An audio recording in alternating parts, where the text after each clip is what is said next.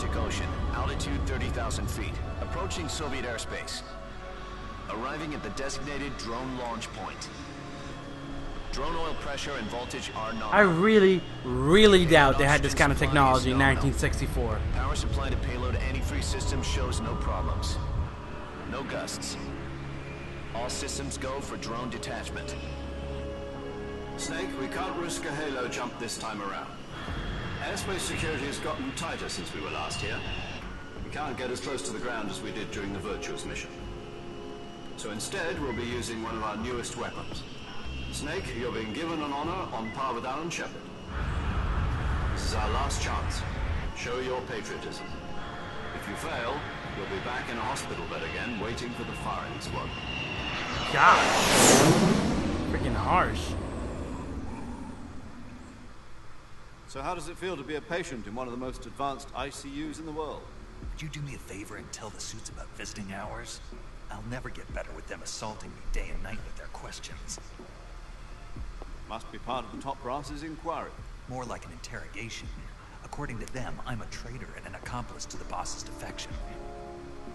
Yes, and because he's accomplice, he threw him off a cliff. They're after you too. Let's just say neither one of us is going to be made a national hero out of this. Does this mean Fox is going to die? No. This Fox is still one step ahead of the hounds. The reason I came to see you today, Jack, it's time for Fox to clear its name. What are you talking about? The situation has changed. We've still got a chance to come out of this one alive. Yeah, what kind of chance? Don't get too excited. Here, have a cigar. It's Cuban.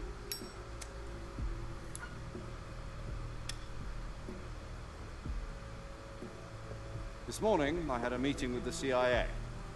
They decided when they're going to execute us? No. Something even bigger. Yesterday, the White House received an unexpected call. President Johnson? Yes, I hear you, Mr. Chairman. It was a hotline call from Khrushchev to President Johnson. From the head of the Soviet Union? That's right. A few days ago, one of our country's main design bureaus, OKP-754, was destroyed in a nuclear explosion. At about the same time, our anti-aircraft radar picked up a signature that appeared to come from one of your military aircraft. Does any of this sound familiar to you? In retaliation, I have placed our armed forces on secondary alert. Depending on your response, I may be left with no choice but to order the military to maximum alert and unleash Armageddon. With the help of your predecessor, I was able to survive the Cuban incident. But my power is not as great as it once was. If I am to survive this crisis, I must have your full cooperation. I should have contacted you myself. Did you know that one of our soldiers defected to your country a week ago? No. So you haven't heard that. The man who arranged the defection was a GRU colonel by the name of Yevgeny Borosovich Volgin. Volgin. Of the Brezhnev faction. Go on. Who is the soldier? Her name is the Boss. She's a living legend. During World War II, she was the one who led us to victory in that war. In Russia, you know her as Voyevoda. You mean the Boss? The mother of your special forces? Yes, that's the one. And she took 2 miniature nuclear shells along with her. The Boss took 2 miniature nuclear shells. I'm afraid so. I believe they were a gift for her new hosts. The Davy Crockett Atomic Battle Group delivery system was completed 2 years ago. Serious problems were found with the launcher's range and precision. Although they were mass-produced, they've never been deployed in battle. But Sokolov's research facility was completely wiped out. The whole area is polluted. I can only offer you my deepest condolences over this terrible tragedy. So, The boss, with Colonel Volgin's help, stole 2 experimental nuclear shells and took them with her as gift when she defected. Then, shortly thereafter, Sokolov's design lab, a top-secret military research facility, was destroyed by one of these weapons. Am I right so far? Yes, that's correct. And the American government denies any involvement in the affair. Is that right as well? That's correct. We were not involved in any way. Then what was a U.S. military aircraft doing on our radar screen? It was clearly in violation of our airspace. And yet you say it was not acting under your orders. That's correct. You expect me to believe that this was all the work of a single soldier? I don't know what else to tell you. The army insists that this is all a ploy on your part. I've said it once and I'll say it again. Our government had nothing to do with it. And I would like dearly to believe you. However, I'm afraid my power over the military has weakened since the Cuban incident. I will need some kind of proof that this was not the action of the American government. You have 1 week. You must catch the boss yourselves and recover the remaining nuclear device. Then, you must find some way to prove your innocence. Prove our innocence? Yes, preferably something painful.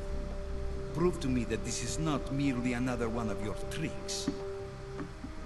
The boss should be close to Colonel Volg. How about a little co-action? I would not expect too much if I were you. The political situation here is unstable. And Colonel Volgin is a member of the Brezhnev faction, which seeks to topple my government. 1 week. You have only 1 week. And if it is not too much to ask, do something about Volgin as well. What is that supposed to mean? Nothing. It means nothing. Call it a modest gentleman's agreement to ensure our continued relationship. What if we can't prove our innocence? Then I will be unable to restrain the military. I will be ousted, and they will seek their revenge. A nuclear attack on the United States? I leave the disposal of this situation entirely to your discretion, Mr. President. Disposal? If you fail, it will mean the beginning of a new world war. To put it simply, in order to avoid a full-scale nuclear conflict, we have to prove that America was not involved in that explosion. And eliminating the boss ourselves will prove America's innocence? Right. The higher-ups have decided that you're the only one capable of pulling this off. You were her last apprentice. Screw this one up, and we'll both be 6 feet under. There's no choice.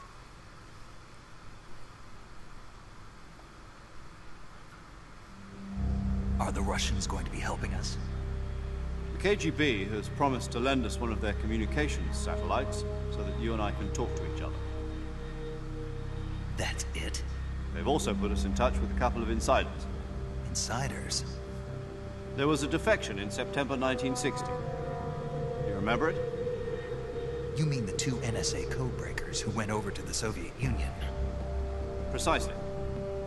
Since then, they've apparently been training with the KGB in exactly this kind of situation. Their code names are Adam and Eva. Why Eva? I never understood that.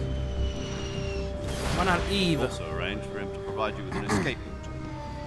You'll need to rendezvous with him when you get there.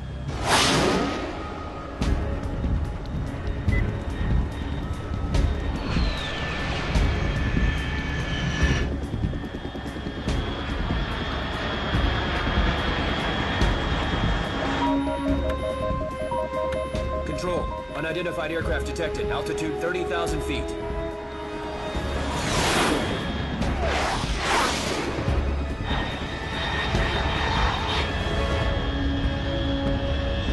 It's fast. Estimated airspeed exceeding Mach 3. Bearing south. I'm about to lose it.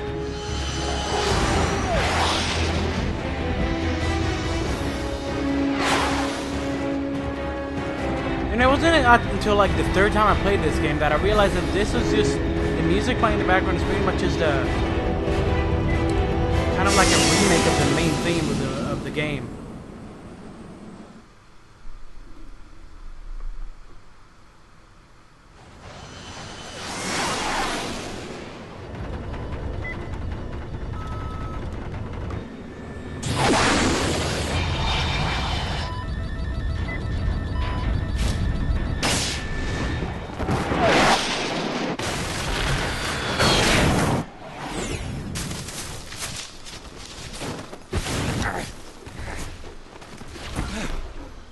That had to hurt.